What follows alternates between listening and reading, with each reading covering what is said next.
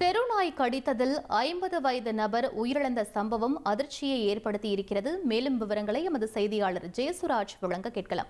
ஜெயசுராஜ், முழு விவரங்கள் என்ன பதிவு பண்ணுங்க. அதாவது ஒசூர் அருகே நாட்ராம்பாளையம் என்ற கிராமத்தைச் சேர்ந்தவர் முனி மல்லப்பா, 50 வயது ஆகுது.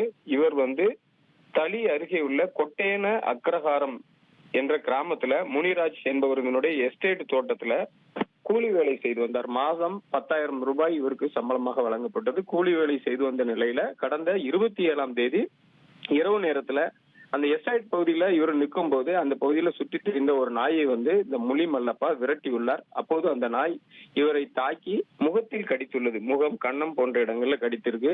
இதுல பலத்த காயமடைந்த அவரை அவரது உறவினர்கள் தேன்கனி கோட்டை அரசு மருத்துவமனையில் சிகிச்சைக்காக சேர்த்துள்ளனர். அங்கே ஒரு 2-3 நாட்கள் அங்கு சிகிச்சை பெற்று வந்துள்ளார். அதன் பின் சிகிச்சை முடிந்து நல்ல நிலைக்கு திரும்பிய அவர் கர்நாடக மாநிலம் கனகாபுரா பகுதியில் உள்ள தனது மகன் வீட்டுக்கு சென்று அங்கு ஓய்வு எடுத்து வந்துள்ளார். இந்த நிலையில நேற்று இரவு அவருக்கு திடீரென மயக்கம் ஏற்பட்டுள்ளது. தண்ணீரை பார்த்து அவர் பயந்து அலறி சப்தம் போட்டுள்ளார். இந்த மாதிரியான ஒரு சமிக்கைகள் அவருக்கு இருந்ததனால் அவரது உறவினர்கள் அவரை கிருஷ்ணகிரி அரசு மருத்துவ கல்லூரி மருத்துவமனைக்கு உடனடியாக அழைத்து சென்று அங்கு சிகிச்சைக்காக சேர்த்துள்ளனர். இரவு அவர் சிகிச்சை பெற்று பரிதாபமாக உயிரிழந்தார்.